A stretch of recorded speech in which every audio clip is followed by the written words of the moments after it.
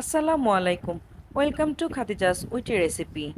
শসা ও ইলিশ মাছ দিয়ে খুবই স্বাস্থ্যসম্মত একটি সবজি তরকারি রান্না করে দেখাবো আজকের রেসিপিতে। দেখতে কিন্তু সাধারণ রান্না মনে হলেও ভাতের সাথে অসাধারণ লাগে খেতে। শসার সাথে ইলিশ মাছের দারুণ একটা কম্বিনেশন হচ্ছে এই রেসিপিটি।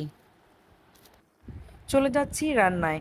শুরুতে একটা হাঁড়িতে নিয়ে নিয়েছি 1/4 কাপ সয়াবিন তেল, আর তাতে দিয়ে দিচ্ছি 1/3 কাপ পেঁয়াজ কুচি। দিয়ে পেঁয়াজ কুচিটাকে 2 মিনিট হালকা ভেজে নিব। পেঁয়াজগুলো হালকা ভাজা হয়ে এলে এখন দিয়ে দিচ্ছি লবণ 1 টেবিল চামচ, সেই সাথে দিয়ে দিচ্ছি রসুন বাটা 1 টেবিল চামচ। এবারে মশলাটাকে 1 মিনিটের মতো ভেজে দিয়ে দিচ্ছি 1/4 চা চামচ হলুদ গুঁড়া। এবার এগুলোকে ভালোভাবে নেড়ে চেড়ে দিয়ে দিচ্ছি পরিমাণ মতো পানি। পানি দিয়ে মশলাটাকে কষিয়ে নিব। আর এই রান্নায় খুব বেশি মশলার প্রয়োজন পড়ে না। এবারে দিয়ে দিচ্ছি ইলিশ মাছ, আর ইলিশ মাছগুলো দিয়ে 2 থেকে 3 মিনিট ভালোভাবে মশলার সাথে কষিয়ে নিব। এভাবে কাঁচা মাছ না ভেজে কষিয়ে রান্না করাতে রান্নার স্বাদটা বহুগুণ বেড়ে যায়, আর ইলিশের ফ্লেভারটাও নষ্ট হয় না।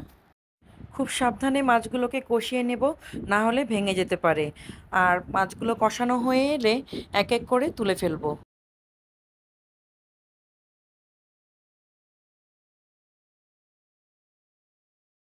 মাছগুলো এক এক করে সব তুলে ফেলেছি। এখন একটা সাইডে সরিয়ে রেখে বাকি যেই মশলাগুলো আছে তাতে দিয়ে দিব আগে থেকে কেটে রাখা আলু। আর এটা অপশনাল, আপনারা চাইলে আলুটা স্কিপও করতে পারেন।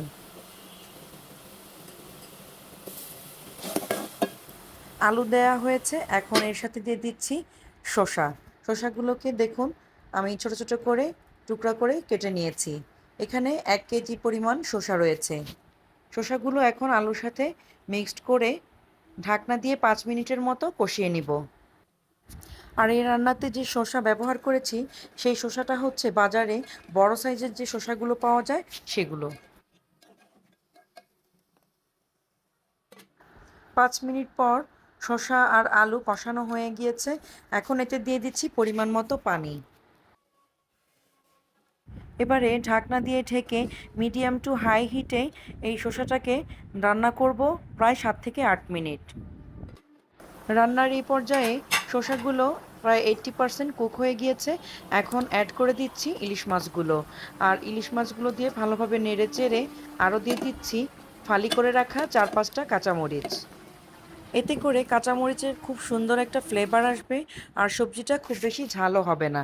আর আপনারা যদি বেশি ঝাল খেতে চান তাহলে পরিমাণটা বাড়িয়ে দিতে পারেন, অথবা রান্নার শুরুতেই কাঁচামরিচ অ্যাড করতে পারেন।